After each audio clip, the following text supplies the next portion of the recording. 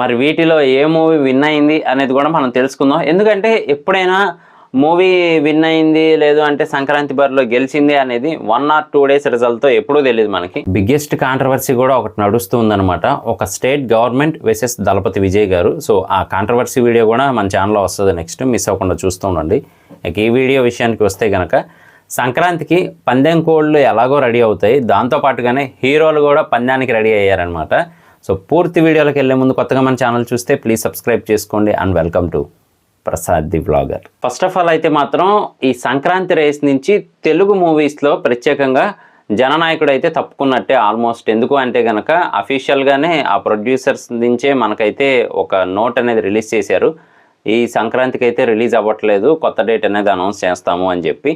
So competition నుంచి అయితే మాత్రం ఆ మూవీ పక్కకి వెళ్ళిపోయిందని చెప్పొచ్చు. ఆ తర్వాత పరాశక్తి మూవీతో అయితే రాబోతూ ఉన్నారు మన శివకార్తికేయన్ గారు. ఈ మూవీ అప్పటి అంటే ఓల్డ్ డేస్ ఏవైతే ఉన్నాయో అప్పట్లో తమిళనాడులో జరిగిన సంఘటనలు, అలాగే మాకు హిందీ వద్దు తమిళం వద్దు ఇలాంటివి చాలా జరిగాయి అనమాట. సో వాటన్నిటినీ కూడా కలిపి మిక్స్ చేసి అయితే తీస్తున్నారు అని టాక్ నడుస్తూ ఉంది. శివకార్తికేయన్ గారి స్క్రిప్ట్ సెలక్షన్ కూడా చాలా వెరైటీగా ఉంటుందన్నమాట. అలాగే ఒక రీమేక్ కూడా తీయని హీరోగా అయితే గుర్తింపు కూడా సాధించారు మన శివకార్తికేయన్ గారు. సో మరి ఈ మూవీ కూడా ఓన్ కాన్సెప్టే, అంటే సొంత స్క్రిప్టే వస్తుంది తప్ప రీమేక్ స్క్రిప్ట్ అయితే కాదు ఇది. సో ఇదైతే మాత్రం మనం మెచ్చుకోదగ్గ విషయం అని చెప్పొచ్చు. నిజానికి ఈ మూవీకి ముందు ఒక బిగ్గెస్ట్ స్టార్ మూవీ రిలీజ్ అవుతూ ఉందన్నమాట. దాని గురించి ప్రత్యేకంగా చెప్పక్కర్లేదు, ఆ రేంజ్లో అయితే ఆయన కెపాసిటీ ఉంటుంది. అది ఇంకెవరో కాదు, మన రెబల్ స్టార్ ప్రభాస్ గారు, రాజాసాబ్ గారండి.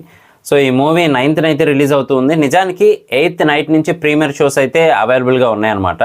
ఈ మూవీ గురించి ఎక్స్పెక్టేషన్స్ నెక్స్ట్ లెవెల్లో ఉన్నాయి, అది ఇంకో వీడియోలో అయితే మాట్లాడుకుందాం, అది కూడా రిలీజ్ చేస్తాను. ఈ మూవీ అయితే మాత్రం సంక్రాంతి బరిలో ఫస్ట్ ఎంట్రీ ఇస్తుంది, అది కూడా సింగిల్గా అని చెప్పొచ్చు, ఎందుకంటే జననాయకుడు తప్పుకుంది కాబట్టి. అలాగే ఈ పండగకి ఖచ్చితంగా మనం మాట్లాడుకోవాలి అంటే పండగ వైబ్ని డబల్ చేసే మూవీ అని కూడా చెప్పొచ్చు అనమాట ఫ్యామిలీ ఆడియన్స్కి.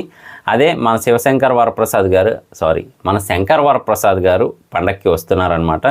సో తెలిసిందే కదా, ఇద్దరు సీనియర్ హీరోలు, ఇద్దరు స్టార్ హీరోలే, వాళ్ళే ఇందులో నటిస్తూ ఉంటే అందులోనూ అనిల్ రావుపూడి గారి కామెడీ టైమింగ్ కానీ ఫ్యామిలీ ఆడియన్స్ని క్యాప్చర్ చేసే విధానం కానీ ఆయనకు బాగా తెలుసు. సో మరి ఆయనే ఈ మూవీని డైరెక్ట్ చేస్తూ ఉన్నారు. వైబ్ కూడా నెక్స్ట్ లెవెల్లో ఉంది ఈ మూవీకి అని చెప్పొచ్చు. ఈ వైబ్కి ఇంకొంచెం జోష్ పెంచడానికి అయితే మన నవీన్ పొలిశెట్టి గారు రాబోతూ ఉన్నారనమాట మీనాక్షి చౌదరి గారితో.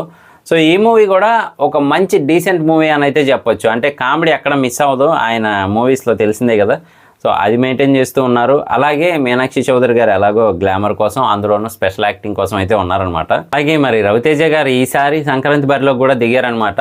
ఏ మూవీతో అంటే కనుక భర్త మహాశయులకు విజ్ఞప్తి. మరి ఆ విజ్ఞప్తి ఏంటో, ఏం జరుగుతుందో అదంతా కూడా మనకి బిగ్ స్క్రీన్ మీద చూడాలి అన్నట్టుగా అయితే చూపిస్తూ ఉన్నారు.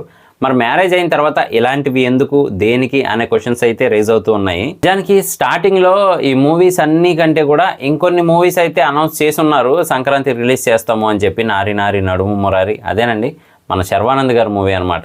ఇలా చాలా మూవీస్ అయితే అనౌన్స్ చేసి ఉన్నారనమాట. నెమ్మదిగా మూవీ డేట్స్ అనేవి మారుతూ వచ్చాయి. సో మరి ఈసారి ఏం చేస్తారనేది అయితే చూడాలి. కానీ సంక్రాంతికి ఫుల్ హౌస్ఫుల్ రెండు కూడా అవుతాయి. ఎందుకు అంటే చూసే ఆడియన్స్కి ఫుల్ మీల్స్ దొరికేలా అయితే మూవీస్ ఉన్నాయి, హౌస్ఫుల్ కలెక్షన్స్ ఇచ్చేలా కూడా ఉండబోతున్నాయని తెలుస్తుందన్నమాట. సో మరి మీకు ఈ మూవీస్లో ఏ మూవీకి వెళ్ళాలని ఉంది? రాజాసాబా, పరాశక్తి, లేదంటే మన శంకర్ వరప్రసాద్ గారా, లేదంటే మన నవీన్ పొలిశెట్టి గారి మూవీయా? ఇలా మీకు నచ్చిన మూవీ ఏంటి అనేది మాత్రం కింద కామెంట్ చేయడం మర్చిపోకండి.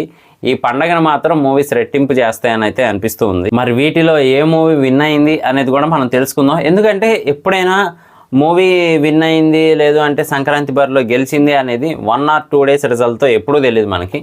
మినిమం ఒక 10 days షోస్ ఏవైతే నడుస్తాయో దాన్ని బట్టి మాత్రమే తెలుస్తుంది. అంతే తప్ప 1 dayలోనే అంటే అది కష్టమే, ఎందుకంటే ఎలా ఉంటుంది అని చూడడానికి వచ్చే వాళ్ళు ఎక్కువగా ఉంటారనమాట. సో అందువల్ల మినిమం 10 days అనేది మనం చూసిన తర్వాత అయితే మాత్రం ఆటోమేటిక్గా విన్నర్ ఎవరో అర్థమైపోతుంది. సో ఇది వీడియో మీకు నచ్చిందని అనుకుంటున్నాను. వీడియో మీకు నచ్చితే కనుక లైక్ చేయండి, అలాగే కొత్తగా మన ఛానల్ చూస్తే సబ్స్క్రైబ్ చేసి సపోర్ట్ చేయండి. ఇన్స్టాగ్రామ్లో ఫాలో కూడా చేయండి. నేను మీ ప్రసాద్, మళ్ళీ నెక్స్ట్ వీడియోలో కలుస్తాను. Love you all.